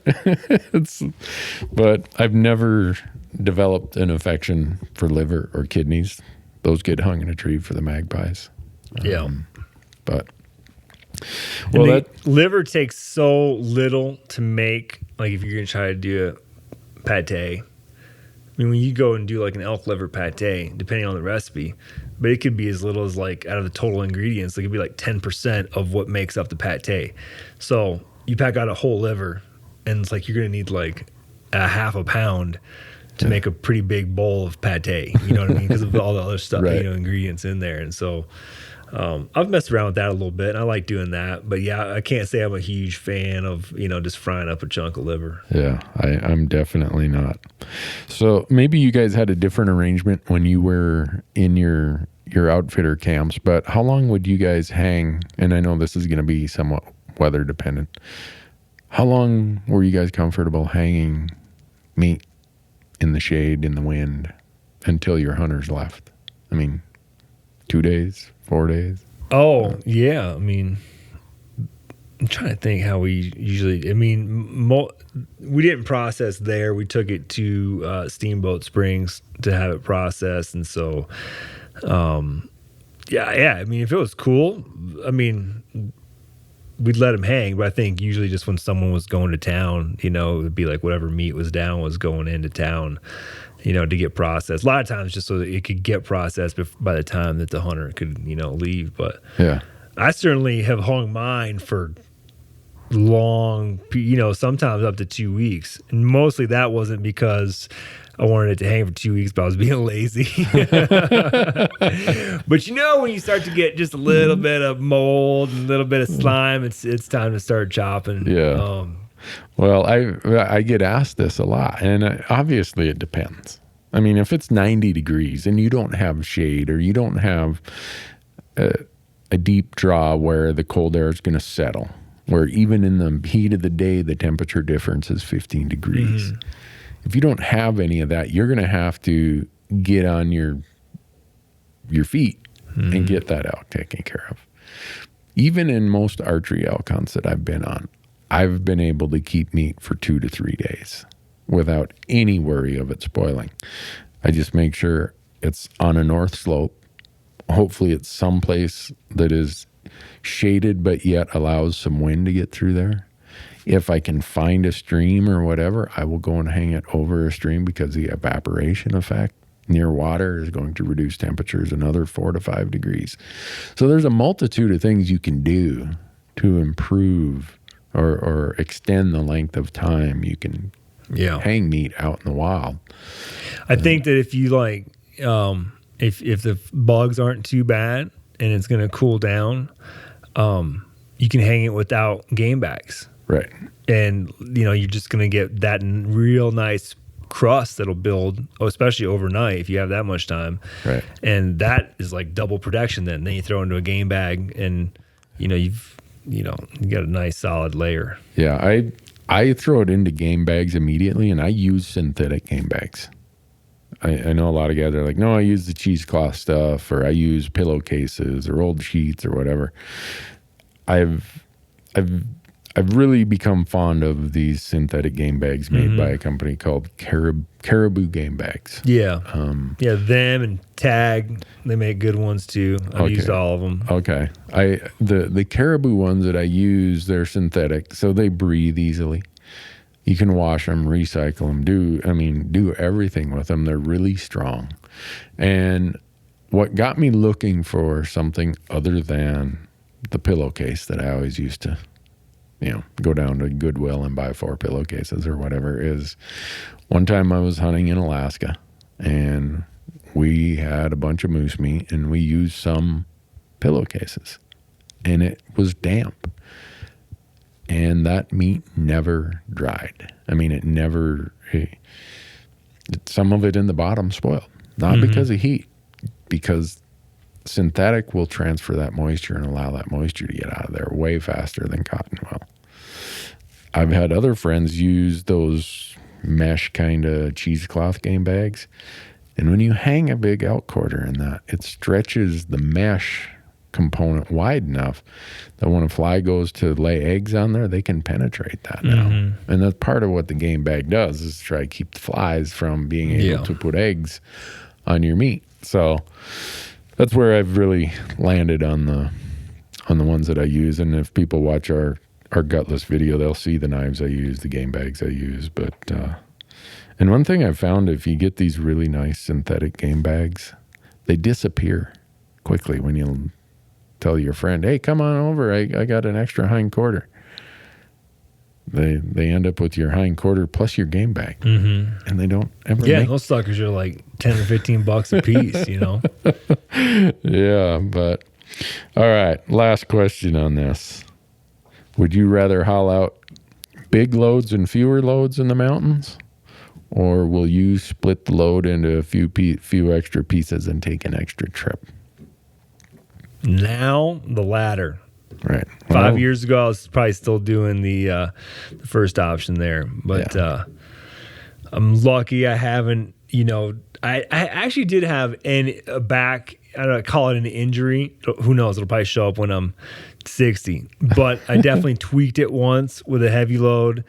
And the year prior, I probably carried the same load and might have had the same tweak. 2 days later, a couple, ibuprofen, gone.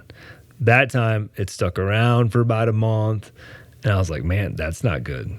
Yeah. So, I think that, I'm saving. I want to be able to hunt the mountains for a long time to come, and packing out giant loads, I think, is going to really shorten my mountain hunting career. It's going to kill my knees, kill my back. Ankles. Yeah, I'm fortunate that I've never had a problem with my back when I've been packing something out, but I took a really bad wreck last year with a full elk quarter, hind quarter on my back, and a lot of production gear. I mean, I was way loaded.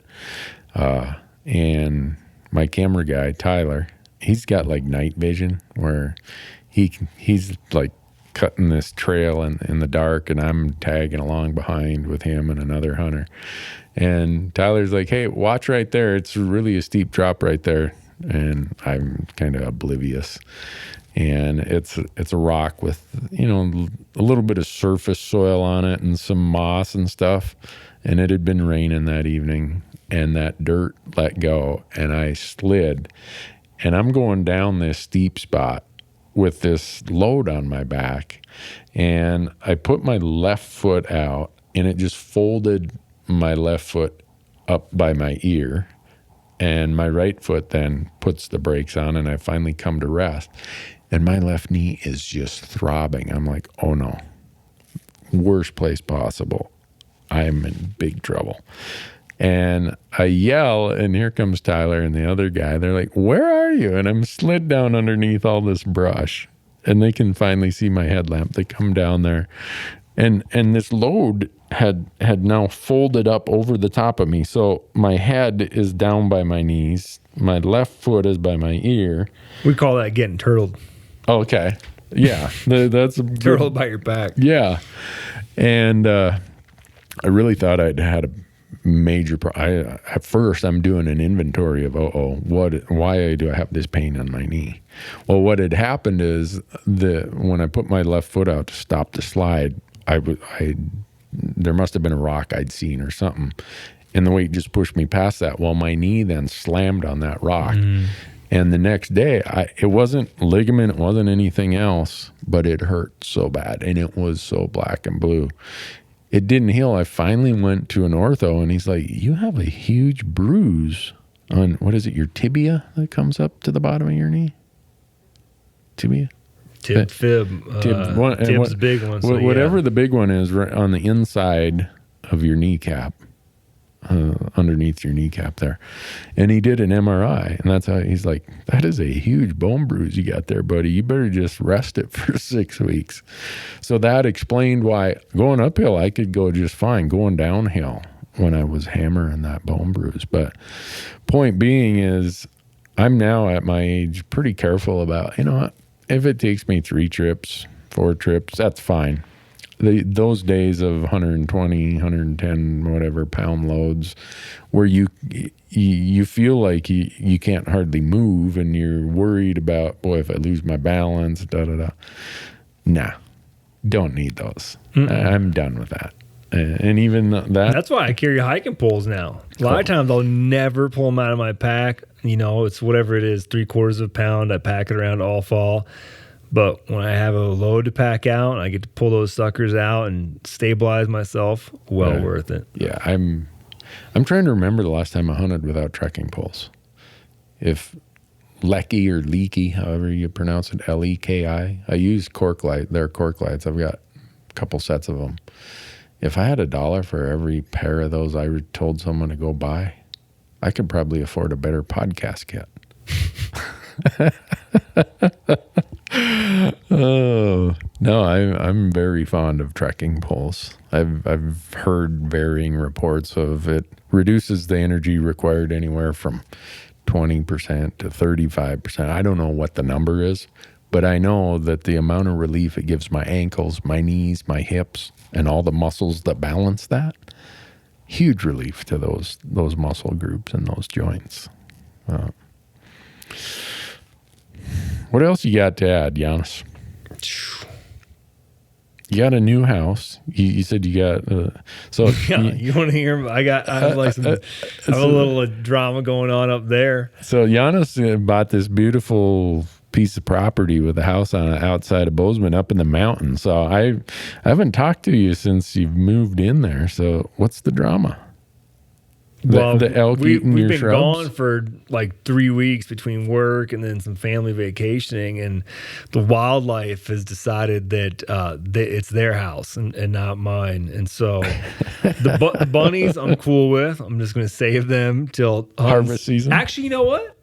Yeah, I totally forgot. In Montana, there's no season on those yourself things. Out. It's just like chickens in your front yard. Go after That's why it. I live here. Well, they're almost too small.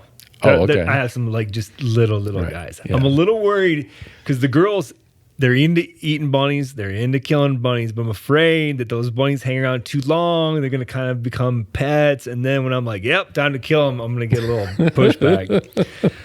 But I pulled up last night and the damn dusky grouse that's in the backyard, he's walking away, strutting, kind of comes back and almost acting a little aggressive towards me. So he's like, the lawn's mine. And then I step onto the back deck and there's a couple Western flickers that dive bomb me on their way out as I'm going, in through the back door. They woke me up this morning at 6, pounding away. So I actually had to go to the feed store now and see if they have some sort of bird deterrent flashers or something to take care of that. So it's fun, rural living's why I got the place. Right. I've yet to pee in my toilet. I always said I wanted a place where I could just pee freely off my deck, backyard or whatever. Yeah. And since we moved in, whatever it was, 4, 5, 6 weeks ago, all my urine's going out into the yard. We keep it that way until the temperature drops below 0. High nitrogen levels in your lawn, huh? Well, I'm so it's glad great. that's Thanks for asking. Yeah, I'm glad it's working out. I will guarantee you where you're at, if it's like every other place around this part of Montana, in about 3 or 4 weeks when everything starts drying up, the little creek bottoms, the little berry patches, if you have any on your property, you are going to have bears. Oh, yeah.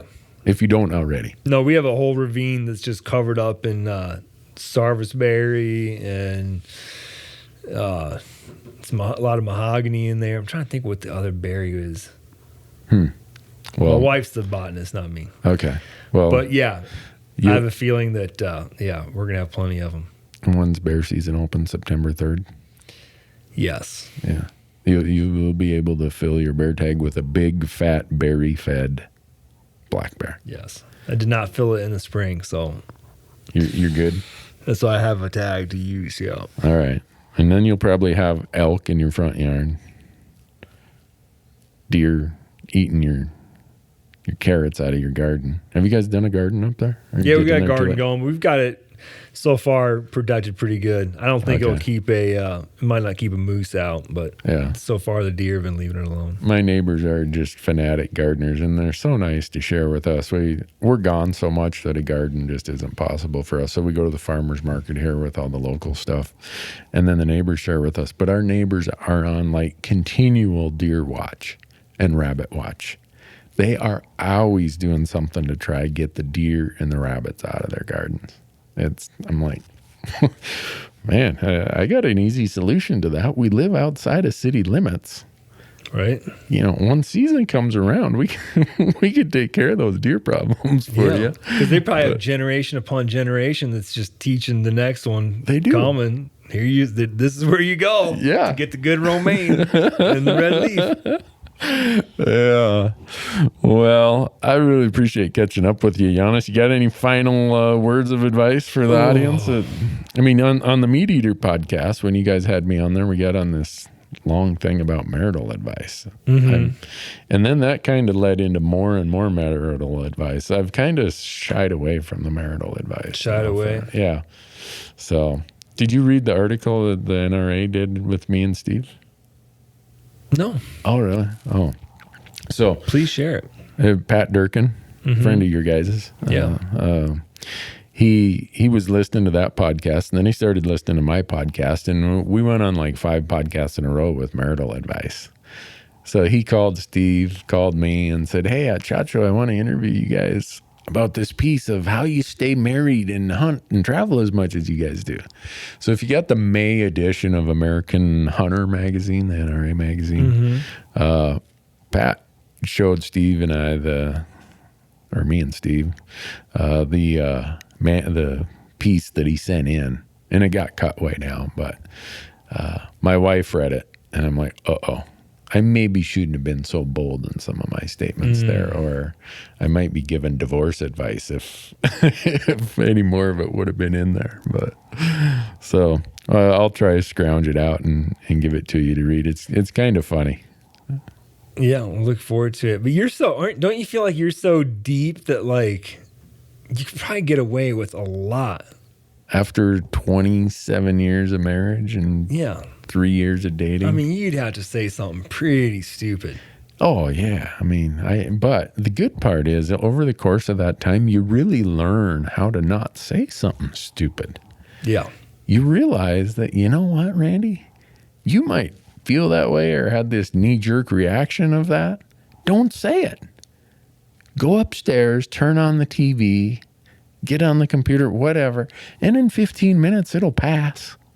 Come downstairs, tell your wife how much you appreciate her, tell her what a great peach pie she just made, take her out for coffee in the morning, and all of a sudden life is way more sane.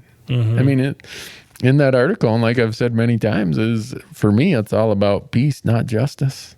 Yeah. That I know I get a lot of mileage out of that statement, but give up the need to be right. And I think that you can take that away from marriages and like out into like the professional world. It goes a long way, man, because people just like you bicker about some stupid little things and it goes nowhere. It's just a waste of time. Very inefficient. Yeah. Well, and the other part is, and my wife might say otherwise, she says, "Boy, I don't like it when you're gone this much," but I think me being gone that much contributes to the longevity of our marriage. Because when I come home in December after not being gone nonstop for 3 or 4 months, but not being home a lot, I mean, it's kind of similar to your schedule. Yes. And pre-kids, like I was in your boat where it really just like it really works. Yeah. Now it's not quite like that. No, with a couple young kids. I'm like post kid. So if I would have tried to do this when my son was at home, maybe I could have got by with it when he was like 16, but I would have never gave up my hunting seasons with him. So it's way different now that we're empty nesters. And I think about when I come home and, here she's been taking care of all my emails, managing the website, doing all this stuff while I'm on the road. Okay, snowblower breaks down. She's got to deal with that. There's 30 inches of snow that blew into the driveway. Everything that can go wrong. And what do? I come home, I throw a bag of dirty clothes in the laundry room, go jump in the shower. The next morning I get up to have cereal. I'm like, well, damn it, who put the milk on the top shelf? It always goes on the second shelf. And she's kind enough to not say shut up and go back on the road. But there comes this awakening like, hey, Randy, guess what? she's been putting up with you being gone for the last 3 or 4 months. You might want to ease into this and quit being. Yeah, you also came back to her house, not your house. So usually after about the second or third day, I can tell I'm getting on her nerves. Just my presence there, because I'm like, well, I'm gonna clean this stuff up. What's this stuff doing here? Well, I'm making this quilt for your niece, or okay. Stepped in it again. So usually after I'm home for 4 or 5 days, she'll politely say, isn't there a good flight of ducks that came down from Alberta that you could go hunt for a couple days? Maybe we should ease back into this.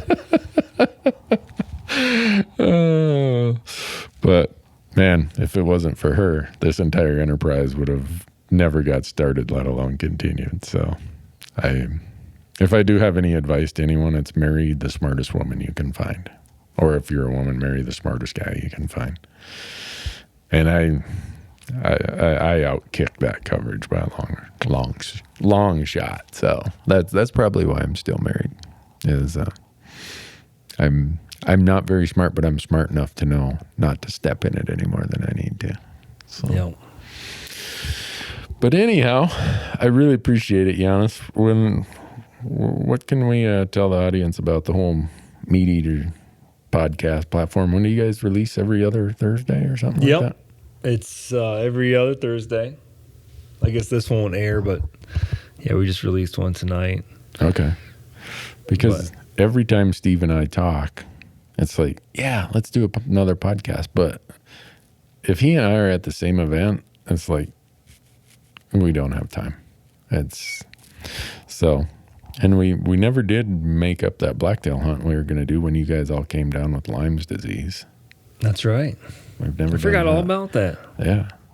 So I don't know. Someday we'll get on another podcast. We should rehash that. I think we can shoot 2 TV shows at one time. That'd be interesting. Well, that would be definitely interesting. Or I don't know. We'll just figure something out.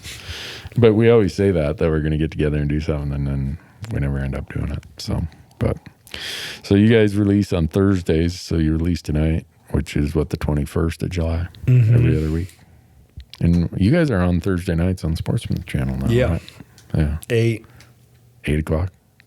I'm on Sunday nights at 9 o'clock. I say mountain. I go by mountain time. Were you saying 8 o'clock Eastern time? Eastern. Okay. See, that's where I just leave it up to the rest of the people. Look, Randy talks in mountain time. Sunday night. That's where you're located. Sportsman Channel, 9 o'clock, Fresh Tracks.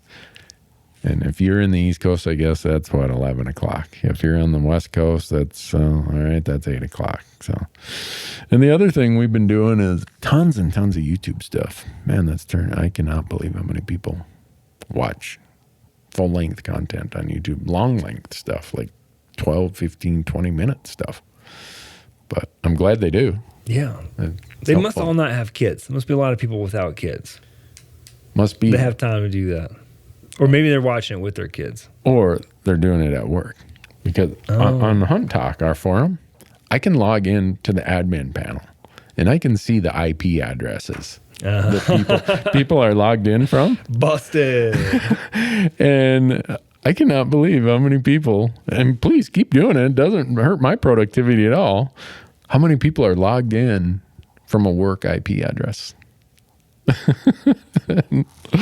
But so maybe they're watching YouTube at work too. I don't know. Well, yeah. How often do you hear it though? It's like, yeah, sweet. Your new podcast came out. I'm going to have something to listen to at work tomorrow. I'm thinking, what do you do for work that you can listen to hours and hours of podcasting? Yeah. I don't know what it is. And I ask a lot of people, when do you find time to listen to my podcast? Oh, well, I've got an hour and a half commute each day round trip. Right. The commutes. Yeah. I've got 5 minutes each way. So it just doesn't register with me that anyone, you're kind of a product of what your own daily routine is, or that's how you see the world, is what your own daily routine is. So I struggle to put myself in the drive for 45 minutes or an hour to get to work and to get home. Even if I had that commute, my truck's so old that I don't have the port that I don't think I could figure out how to listen to a podcast through my truck speakers. How many miles that old Toyota have on it? I just rolled 200. 200? Okay. So, youngin'. Yeah, my Titan's already at 125 of America's worst miles. I'm kind of pushing the limits to load it up as heavy as I do, tow a trailer, and go the places that I go with 125,000 miles on that truck. I'm asking for trouble. I'm going to have a malfunction someday, and it's going to cost me an episode. Or you might get a little story out of it. Oh, yeah. There'll be a lot of You'll be able to do stories. a how to change a tire, how to fix a axle. Yeah, we've got so many how to change tires. People think that I work in a NASCAR pit as good as I am at changing tires. We used to show the tire changing in episodes, and then it got to the point where people were like, these guys are just letting the air out of their tires. There's no Right. way you can have that many busted tires and broken beads on tires in a season. So we don't really show that much anymore. We just jump out, change them, and get on our way. So Yeah. Don't mention what kind of tires you're using because nobody's going to want to buy those. Well, the first season that I had this truck, no, not this truck, the prior truck, I being a knucklehead, being a cheapskate, I kept the tires off, the 2-ply little tires you get when you drive it off the lot. I think I ran over a cigarette butt and it punctured it. That's how soft those tires are that you drive off the lot with. And I was down in New Mexico. It was flat tire after flat tire. I knew they were soft, but I didn't think they were that soft. So after that trip, I think we had 2 more hunts on that trip. I came home. I'm like, okay, I've only got 8,000 miles on these tires. Go put some 10-plies on there. And that solves most of it. But one time I was parked at this trailhead. 2 days in a row I came back from my hunt and I had a sheet metal screw in a tire. I don't think that was accident out in the middle of nowhere. That I had a sheet metal screw in a tire. And it had punctured your tire? Yeah. That pisses you off when you come back, you're tired, you're wore out, and you look and the back tire's flat. And the next day you come back, you're like, well, at least I don't have a flat tire today. You walk around the truck, the other side, there's a flat tire. But, oh well. Wow. Even 10-ply tires are going to go flat if someone drills a sheet metal screw in there. Wow, you must have been hunting someone else's spot. That's all I could figure. Or it's somebody who's like, I know this truck. This is Newberg's truck, and that guy, I don't want him here. What do you do? But anyhow, we better wrap this up or the audience is going to go to sleep. But Janis, thanks so much. Really appreciate it. You're welcome. Thanks for having me. Yeah. Hope we can do it pleasure. again sometime when we have a break in our schedules. And folks, thank you. Appreciate all you watching or listening. And like I said, you can catch us on Sunday night, Sportsman's Channel, 9:00. Please go to our YouTube channel, Randy Newberg Hunter, and go to our Hunt Talk forum. And the big giveaway that we're having this year that we talked about at the beginning of the podcast, we're giving away thousands and thousands of dollars worth of gear over the next 5 months. It's going to be a lot of stuff. So follow us on, you automatically get entered by following us on Facebook, Instagram, the Hunt Talk forum, our email list, or subscribing to our YouTube channel. So thanks for listening. You all have a great week.